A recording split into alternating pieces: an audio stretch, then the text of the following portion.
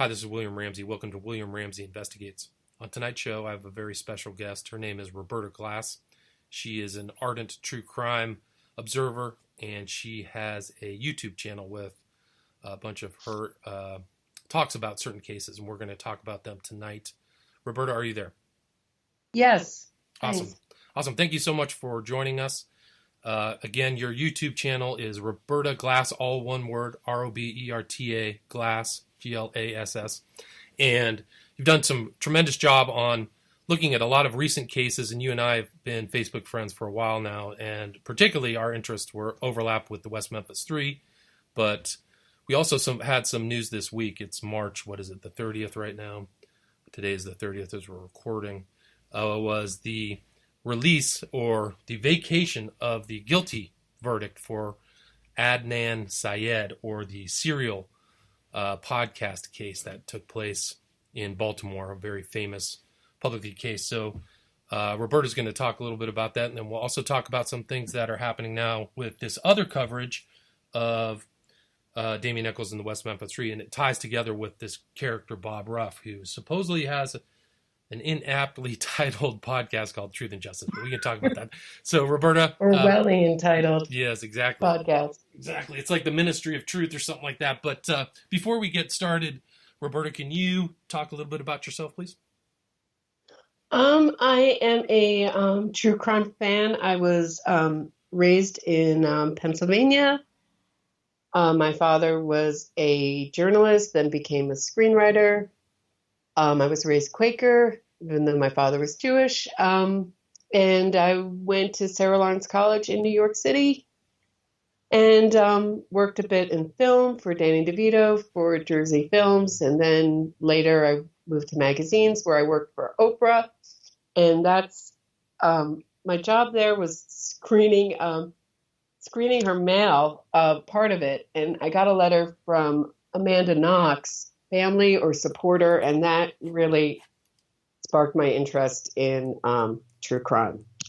Gotcha. And what was the letter about Amanda? Was it just plea for innocence or help? Well, yeah, it was.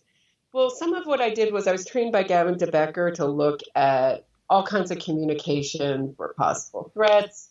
I live in fear of saying Oprah's name because I signed a confidentiality notice, and I live in fear of that coming back to haunt me. But so I learned how to look at all this stuff for threats. The ideas Gavin DeBecker had was that there's certain things, markers, language, subject matter that you can look for threats. But with Amanda Knox's friend or family's letter, it was this unbelievably persuasive letter about how it had just happened. She had just been arrested, and the prosecutor was being investigated for being corrupt, and, all these details about her case. And I was fascinated by it, and I thought it was a huge miscarriage of justice. And I just started looking into details about the letter, and half of it was completely untrue. Some of it was true, like he was being investigated. The prosecutor was. He was eventually exonerated, Manini, but the other half was completely untrue. And I followed that case for years, mostly with an open mind, but at the end coming to the conclusion that she was guilty. I thought the same thing as well. But a good liar, and she threw a couple people under the bus. Lumumba, the black guy, the bar owner, right? Didn't she try to put a pin it on him, and she was deceptive? And yeah, amazing. That's an amazing case too. And that position is not a popular position. No, it's not. And a lot of it's being fought out on Twitter. And I think that they're following the McCann people, who have really turned around public opinion just by being relentless about the truth on Twitter, and just having an army of people, and the people critical of the I don't even want to say pro-guilty, but the people who feel that Amanda Knox was rightly convicted the first time in the 3-tier justice system that they had, right, have been really good about putting out facts about the case. There's an excellent website. The truth is out there if you want it. It's just I think it's a complicated case. I think had I been more versed in true crime, I may have come to the conclusion that she was guilty earlier, but I think there's a lot of emotion injected into that case. And as a woman, I don't know, you just, uh, they say all these things like she was slut shamed and blah, blah, blah. It just didn't happen. I mean, her interrogation started with cookies and tea and giving their, so how brutal was it, you know? Right. Well, I mean, it sounds like a lot of these other cases I've studied where there's a PR people involved and there's a lot of chaff, disguising the wheat, so to speak. But yeah, that's an amazing case. There's a picture of Amanda Knox with Damien Eccles. Have you ever seen that picture? Yes. Yeah, that's remarkable. It's perfect. Yeah. So, the beginning for you was the Amanda Knox case, which had tons of fanfare and everything like that. And then how did you progress from there through Adnan Syed and Damien Eccles? Well, I had an experience. I always kind of was like a true crime follower, but the Amanda Knox case for years was my big, every book I could get about it, anything I could read about it. But then I was in a fire in 2012, and I almost lost my life. I was in the burn unit for 7 weeks. I was in a coma for 6 of those. Oh, wow. And so true crime, when I came out of that experience, I had a lot of therapy with a speech therapist and a lot of time, a lot of amazing people helped me recover. True crime meant something different to me because I guess when I was in a fire, I had the feeling or thought that I was dying. So I felt when I read true crime after that, I could really connect to the victim. So it meant something more than just like a name or face. I had new respect for life and new meaning about what it means to take a life. Wow, that's interesting. Well, I'm glad you made it through. It's that's some of those Thank fire you. cases are really traumatic. Yeah. So, so then I guess you had some time to read some true crime books. I guess. Yeah, and when the West Memphis 3 case, that was about a year before. I was happy that they got out because all the information I had about that case was that they were wrongly convicted. I think people forget how small the minority voice was back then. I think it's changed for the better. I think it's gotten it's still way uneven, Right. but it was really hard to find a minority voice. But I think I listened to so I wanted to look at both sides of the case. The first thing I found, I think, was an interview with you, Dave McGowan, and Ed Opperman, which is excellent. I read your book, and I couldn't believe it. Everything I needed to learn about true crime, or everything I think anybody needs to learn about true crime, they can learn through the West Memphis 3 case. Everything about what PR does, what money does, how you convince the public, how you can obscure the facts of a case, you can learn through the West Memphis 3 case. Agreed. Yeah, those are excellent points. I mean, it's all really there. I mean, I devoted a small chapter in my book to the court of public opinion, but, the court of public opinion can influence these in-court cases. Like, I think Serial's a perfect example, Making of a Murderer, those cases, how that whole series on Netflix garnered this massive, outrage that this guy, I can't remember his name, was unjustly convicted. But if you look at the court case, there's damning evidence about his involvement. And I can't remember that girl who passed away, but yeah. So, yeah, that's interesting. Are you talking about Serial? No, Serial. What was Making of a Murder? It was the cases that were up in Making a Murder, Teresa Hallback. Teresa Hallback, thank you. Yeah, so I felt like that was another one where there was some deceptive, non-factual investigation into that case. So anyway. And can we talk about the similarities between that and Serial? Yes. In that they were both made by women with an absolutely one-sided account to make a man who brutally murdered a woman look good. Yeah, it's interesting. What do you think that their motives were to create, an uproar of opinion, or just to get attention? What do you think their motives was? That Serial it was an NPR case too, right? Wasn't it published Right. through NPR? Well, I have a friend in New York who knows one of the filmmakers of Making a Murderer. And I don't know if I should tell the story, but I will. She's a gay woman, and she knew her at Columbia.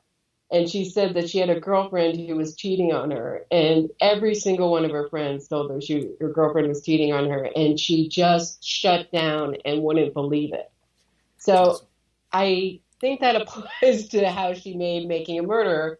She dug into the defense with an idea and just denied anything that made him look bad. Made him culpable. Gotcha. That's Yeah, interesting. make him culpable. Thank you. But you can make those across the line on the 3 documentaries for HBO for the West Memphis 3, Making a Murder, and Serial. All have those similarities where they either have an agenda or a preset thing where they're not looking at all the facts, in my opinion. But I think also you have to say that there is no successful podcast or documentary about a true crime case about a rightful conviction. There's just no mystery in that. And there are no awards in that. There's no prestige and there's no money. And we got the right guy. He was convicted. And I think the left, loves the story that our justice system is terrible and that this is another case of our criminal justice system run amok. Bungling it, right, yeah. That's a good point. I mean, I think that's a strong narrative on those West Memphis 3 documentaries, making fun of the Arkansas justice system and the hicks that are running it.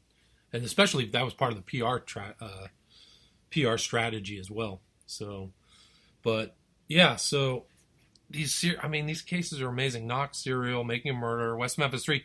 And this guy, Adnan, just got out of jail or he had the thing vacated.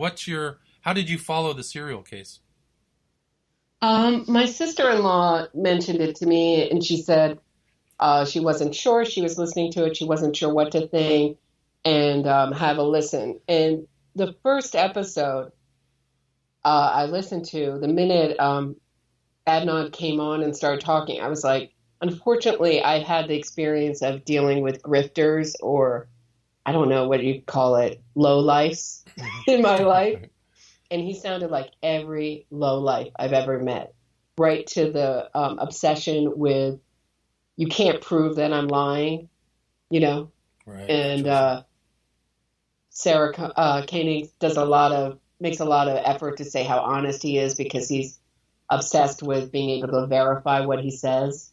But that's just that's like a really street. Like, for example, like if we were sitting together and I stole your wallet, right? Right. Or your wallet went missing, and it was just 2 of us in the room. You'd be like, "Where did my wallet go?" I don't know, but you can't prove it was me. Right. It's like a low life move. You know what I mean? Right. Yeah. So he sounded like a low life, but I withheld judgment. But I just my initial impression was like, this is a really naive woman getting taken in by a low life manipulative scumbag. I'm not mincing words here, but I couldn't believe it. I thought, is this like the most naive person ever? Right. I mean, I kind of got that same feel. I actually couldn't finish the podcast series because I just felt like it was just pretty clear after I read outside of that podcast what had happened, that his accomplice admitted to everything, told the story in detail and got all the facts right. Can't remember his name. Right, but he was the one everyone said was a liar. And I'm not saying that that guy doesn't lie, but I would trust him more than I would trust Jay more than I would trust Adnan. And the fact that Sarah Koenig never said Heyman Lee's, hardly ever brought in Heyman Lee, didn't, give an episode to her, just didn't deal with her at all and minimized her and said, oh, she was just sort of like, her journal is sort of like a typical 16-year-old girl. And what I thought the message was to the audience was, Adnan is extraordinary. Heyman Lee was just ordinary. So it's no big deal that she was murdered. That's interesting. I was so enraged by that podcast that's why I started. I mean, that was the idea when I started recording my podcast. I really just I was so shocked that no one had recorded anything about this. Nobody. I know Anne Brocklehurst, who's wonderful, had written some really good articles about it, but hardly anybody was talking. And the people at The Intercept nearly lost their jobs just trying to show the other side. Really? I wasn't aware of that. What writers? Yeah. Was it Green? Wasn't him. Who were the writers? Do you recollect? Oh, I don't off the top of my head. So what happened? They wrote something. But he did write an essay about it that I can send to you about how he went up against the powers that be at The Intercept over that. Interesting. They did like two big interviews with, I think one big interview with Jay and maybe two with the prosecutor. Interesting. I wasn't aware of that. Wow. Yeah, I mean, I guess those are the same case. I mean, it's tough to take the state's position, the prosecutor's position on all these cases. So I guess that's another example of that. And that kind of ties in, the serial case also ties into Bob Ruff, who's currently, for people who don't know, is doing a long, extremely drawn-out so-called investigation of the West Memphis 3 case that is, he bounces all over the place, and sometimes... I hear he's going to be investigating the source of the Beverly Hills 90210 music next. That's probably where we're going to head, right? Because that's in this case, it was something, it was the 90210 show that had the ball that proved everything. Who were the musicians? Maybe in some few interviews with them. Oh Lord, yeah, that's just craziness. So anyway, he's doing a lot, and he cut his teeth on the serial case of doing a podcast on there that apparently got him a bunch of attention, and he says that, and this is what I found out recently on Reddit, is that his alibi that proves that Adnan didn't do it was based upon the receipts I think it's the receipts at a store that didn't exist, right? Isn't that what that people investigated and found out? Right. So for the lens crafters. Yeah, the lens crafters alibi. So can you talk a little about? Are you familiar with that, or did you read that? I did read that. He lied. That's not. I'm not. I think it's the. He also. What I think is okay. Can we, before we talk about Bob Ruff, can we talk about what the state of the world is? Yes. That we have a guy who made his bones on solved cases. Yes, we can talk about that. I mean, he solved cases. Where there's a solved case, where there's a conviction, he's there to investigate it. Right. I mean... with no credentials, but just, I mean, I'm a critic. I sit back from the sidelines, He puts himself in the role of an investigator. I just think it's absurd. Well, he has... The West Memphis 3 are twice convicted. Right. As you point out so many times, a legal rarity. They pled guilty. Yeah. But he's gonna figure out who. It's got to be somebody else, right? Right. The unsub, right? The unknown subject. And the interesting thing is he's already so like one of the more recent so-called perpetrators was, it was not Byers, but what's his name? What was the story that were 3 guys having homosexual relationships, or 4 guys, and that was Hobbs. Yeah, that's Terry Hobbs. It's like a family secret type thing. The Hobbs family secret. But who was Hobbs's friend? What was his name? Is it Zachary? Darn. But he's already said that he's an honorable man. Anyway, Bob Jacoby? Jacoby. So he says Jacoby couldn't do it. So he's kind of like already in his mind taken him out of the possible perp thing. But Bob Ruff is involving himself very deeply in the individuals of this case. He's already been seen talking to Eccles. He has traveled to go talk to Jason Baldwin. I believe he's talked to Miss Kelly. So he's definitely not having an objective analysis of this case in any way, shape, or form. And I don't want to get off topic like I have been, but it's okay. Sarah Koenig said that she was doing an objective investigation into Adnan's case, but there was a letter from her to Rabia, who was Adnan's advocate, right, saying that she would not record serial or produce serial unless she believed he was innocent. Wow. So it's not unusual to present it like they're objective and they don't have an opinion and have a strong opinion and are really making an advocacy piece. Well, that's an excellent point, because somebody went back, I think it was one of these West Memphis 3 researchers, Fred Walsh, who caught Bob Ruff writing on one thread that he was hoping for an exoneration. And I think that this was written last year, so 2017. So he already had this view that that he has an outcome. And he also, in his blurb for the show, says, there's these three guys convicted for a crime they didn't commit, which is right out of the PR team's handle. So so he's already been caught saying this. I'm trying to find I think he lost a lot of credibility with the Reddit. I mean, you can't put anything past the Reddit people. I really enjoy Reddit. Oh, they're smart, sharp.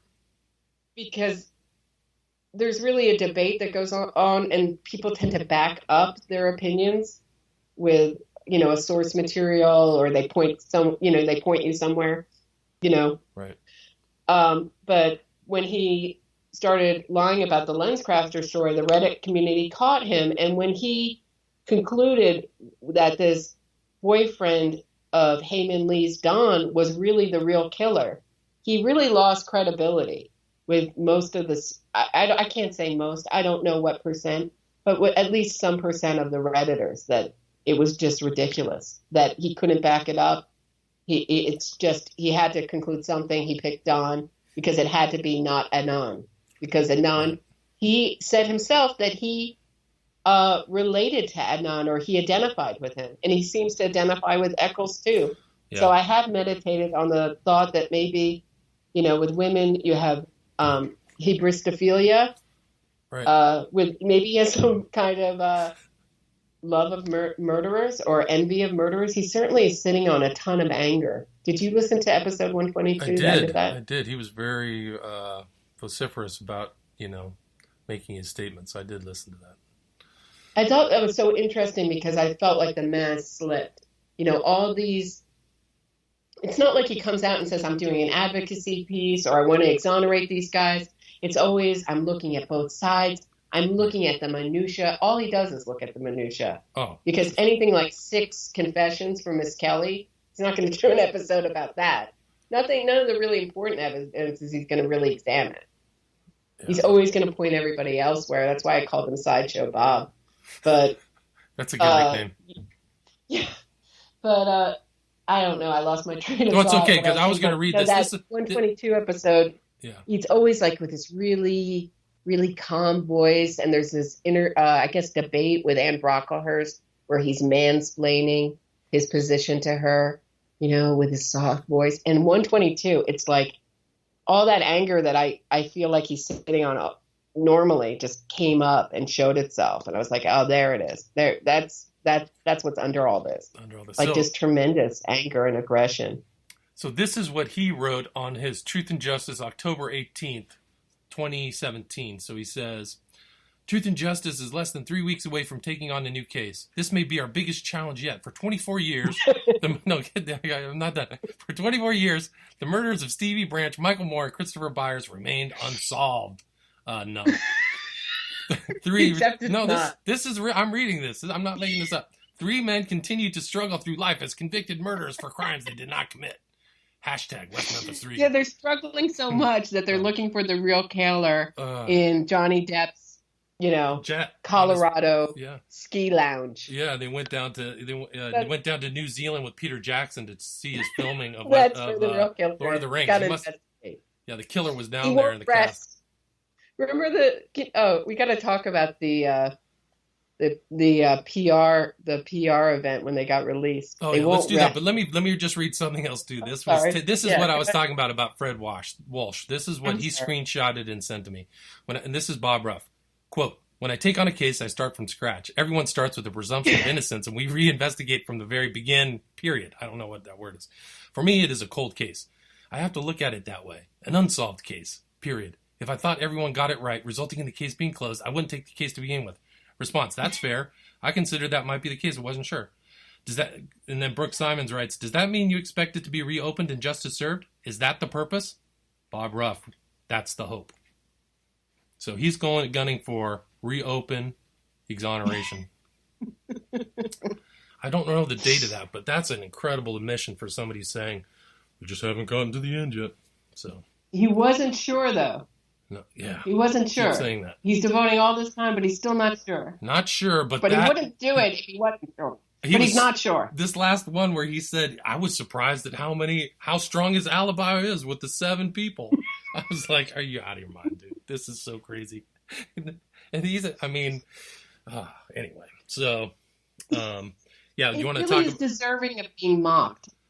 Yeah, We're too polite in America. He should be openly mocked. Yeah, somebody asked me, why aren't you responding? And I just said, this guy is giving enough rope to hang him, over and over and over again forever. I mean, it's just so much material there. He just keeps going and going and going.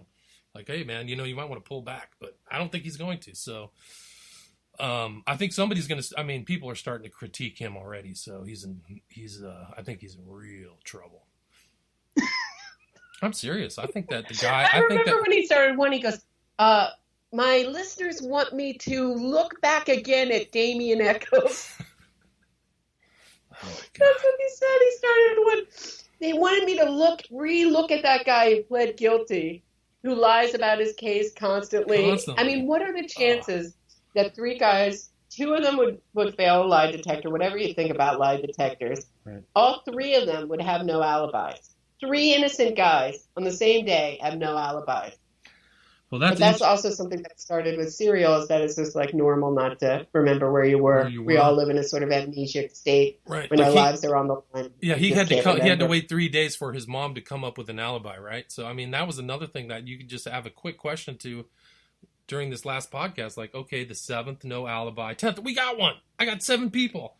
And Echols also has 2 different alibis because he's either over at the friend's house or on the phone. It can't be both. So he has That's what I thought. He has 2 different alibis, but he just uses them in different environments. Which one is it? Were you over at your parents' friend's house, or were you on the phone? And all those phone alibis they just all fell through. It's all sad. And on the stand, they asked him about stuff that he knew about the case. Where'd you getting it? It wasn't in the newspaper. He says, well, yeah, I'm just making it up. I was just making it. He's caught in all kinds of lies. Anyway. Yeah, he was caught on the stand moving the time. Yeah. I was just reading Echols, and I think there's a brilliance of Bob Ruff. Bob Ruff says, admits in one episode that he's not too bright. And when people make disparaging remarks about themselves, my ears prick up, tend to listen. But he is brilliant at just piling on the minutia so that you feel like you don't know the case anymore. Yeah, I agree.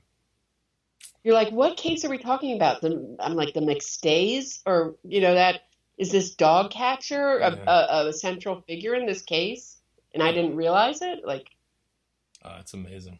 It's amazing. It's really brilliant because everybody's afraid to speak because they feel like they'll be embarrassed because his details on the minutia are so amazing that he will shut you down with, whatever. I know exactly where this is. I was there. Did you see the pictures of him with the pig in the water? And then when he said very confidently to the Reddit crowd, well, no, you don't understand the situation with the lens crafters. It was closed, and then it moved, and then and the people that did know what was going on were like, no, that's just straight up a lie. Yeah, didn't he say that he talked to people even after the place moved because they went to another lens crafters that he called? He had some kind of graphic end around to try to explain everything. Didn't make sense. This Bob Ruff Truth and Justice is it's incredible. But, it's popular. I can't believe it. Yeah, and people come on. I have a tiny little podcast, but people come on all the time, angry with me about the West Memphis 3.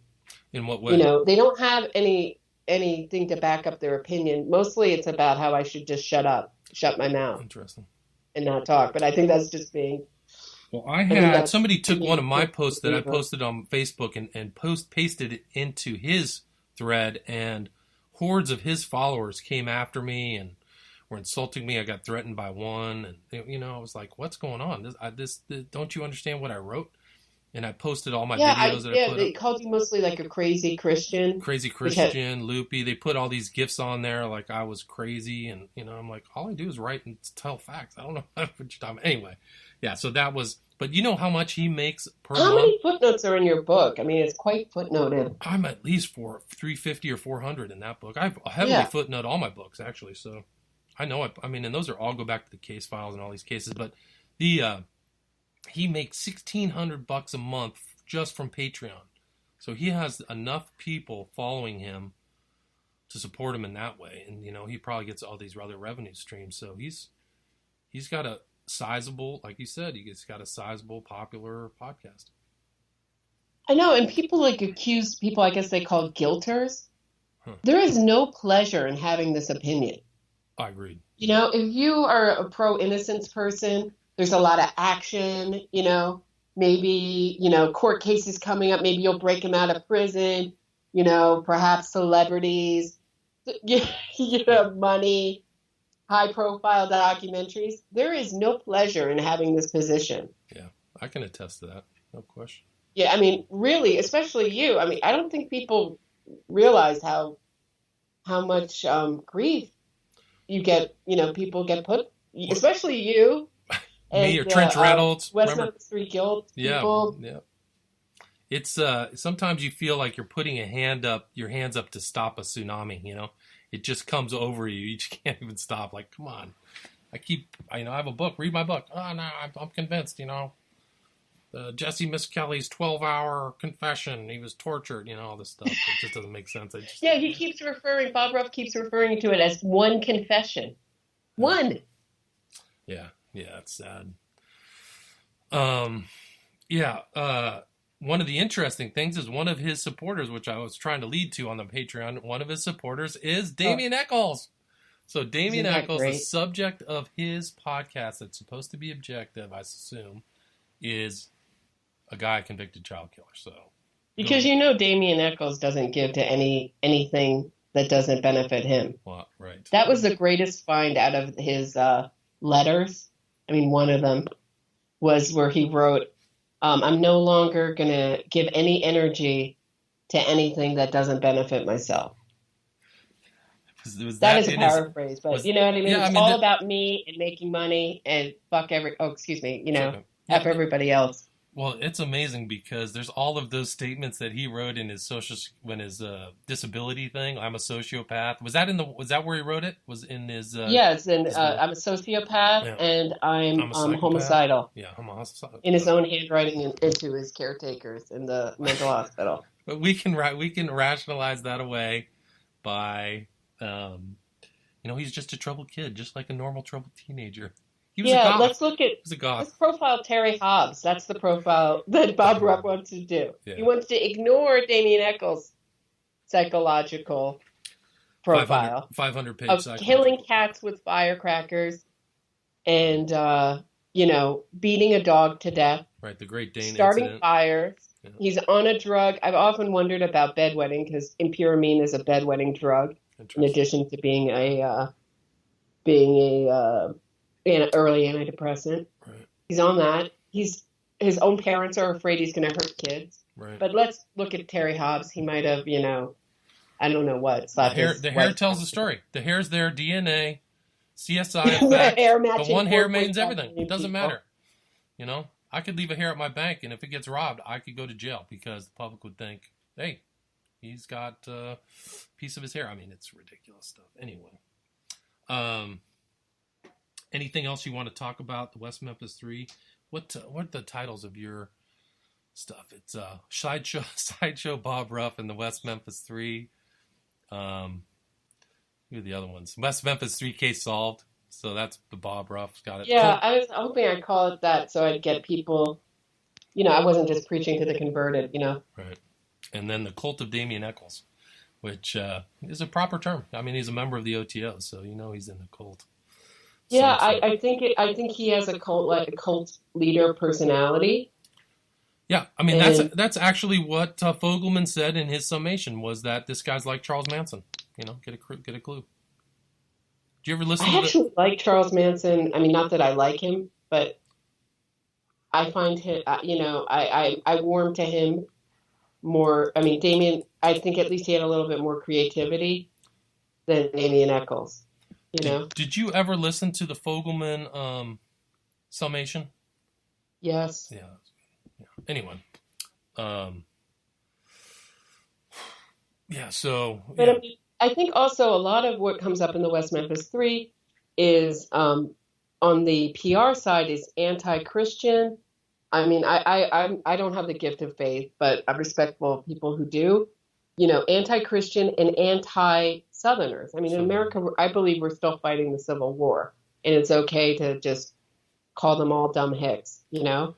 And that goes along with the PR line that sort of they didn't understand Damien Eccles' eccentricities Right. and high IQ because they were all a bunch of dumb hicks. Right, and I think that also fits into the 3 documentaries.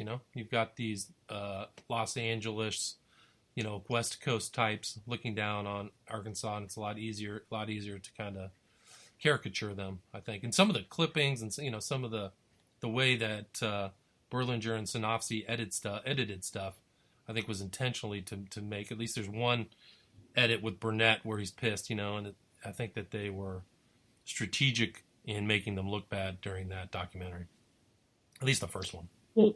Can we talk about the PR conference when the West Memphis Three got out? Yes. Have you watched that? I just watched that recently. I've watched it over and over. Well, just to go They back, because applaud them. just They're one thing. applauding child killers. Oh yeah, it's Who incredible. just pled guilty. And if you read the confessions, they're really hard to stomach. I mean, they make me cry. Jesse Miss Kelly's confessions. They're so, especially Baldwin, is so cruel, needlessly cruel and brutal to these kids. And here are these educated people just applauding these child killers. And it shows that their PR was one of their strategies was this PR. When they go through and they had that public, statement of the case where John Douglas gets up there and talks, they were very clever because they did that whole PR thing in a courtroom with the background of a judge's table. So it conveyed kind of to the general populace that they were in this courtroom, which they could have ended up going to court and showed their so-called evidence.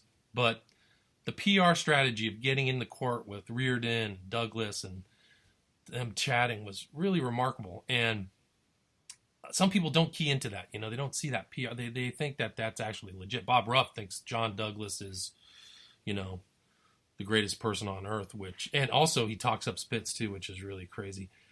These guys. Do you know what Dominic Dunn called the experts that come into high profile crime cases? He called them whores of the court.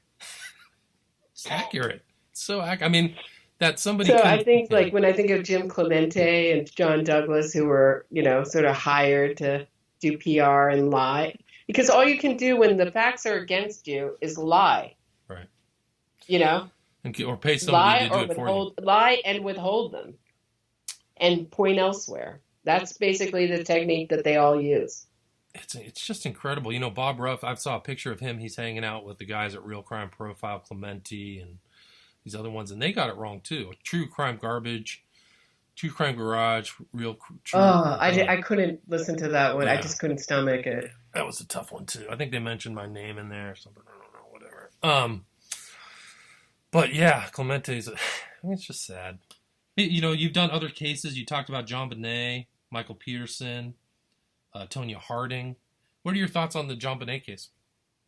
Well, what's interesting about the JonBenet case is that people who believe it's a kidnapping believe everything about what the parents say they did that night, everything except what's in the note.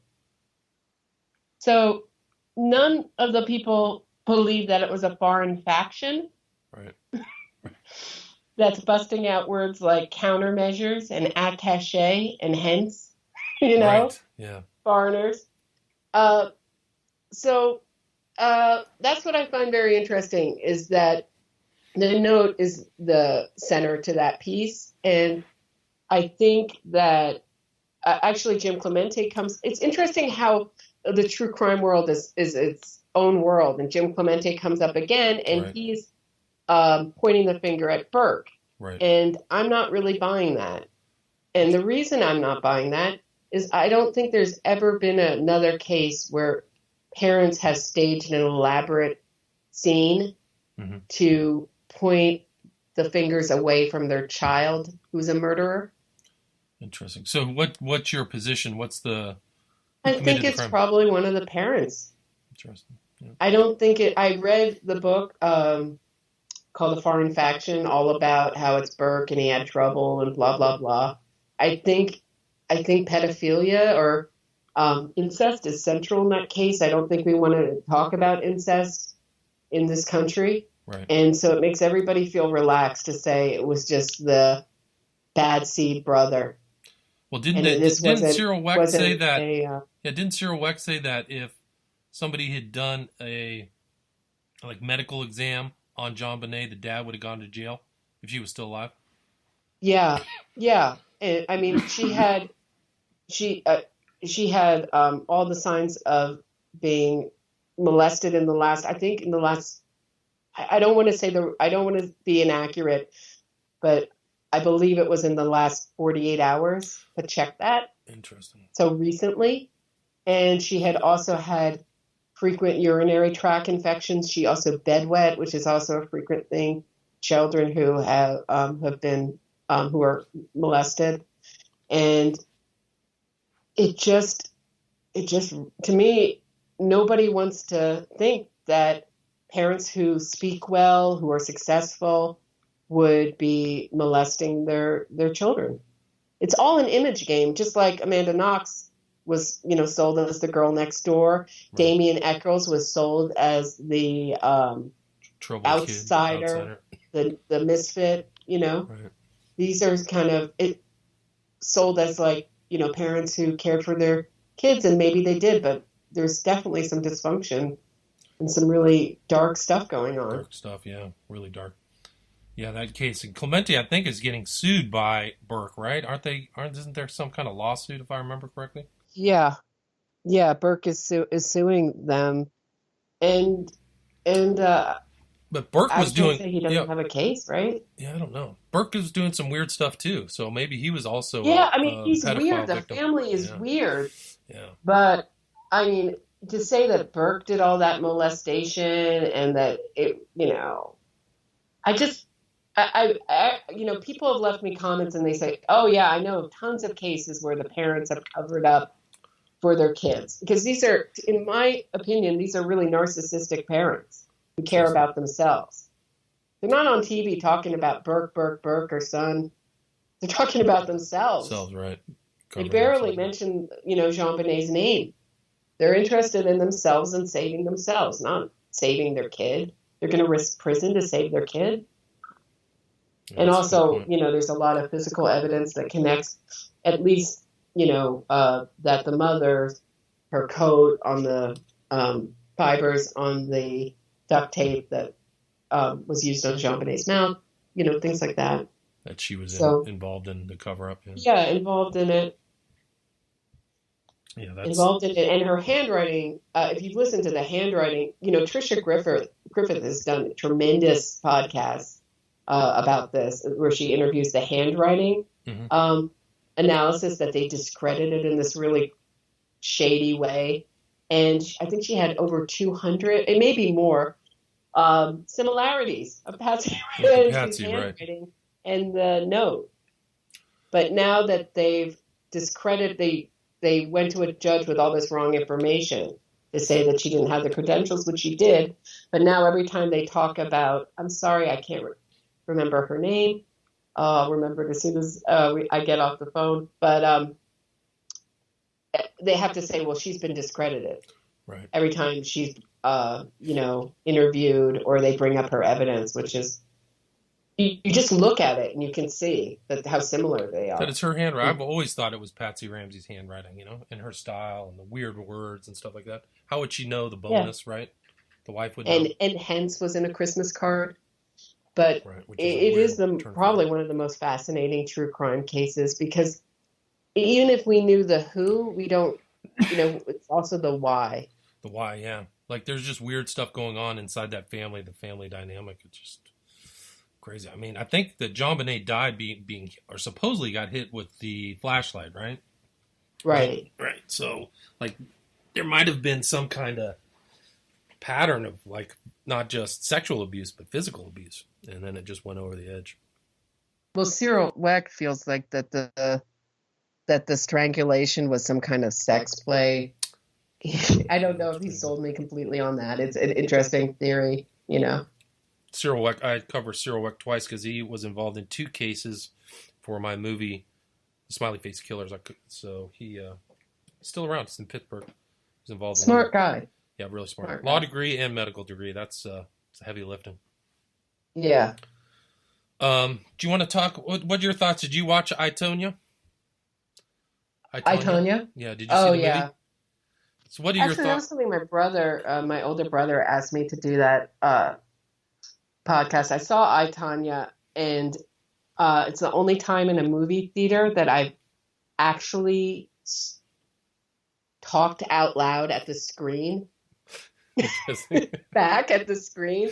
I didn't mean to, but when she did that speech about how America had become her abuser, I just felt it was too much. And I was like, oh, come on. I don't know exactly what I said, but I just couldn't believe it. I just felt they're making a hero out of someone who just constantly lies. Right. And, I think one of my big issues with Damien Eccles or Adnan Syed or Tonya Harding is that they prolong the suffering of everybody and their own suffering because they can't admit to what they did and let everybody heal and move on and do the time.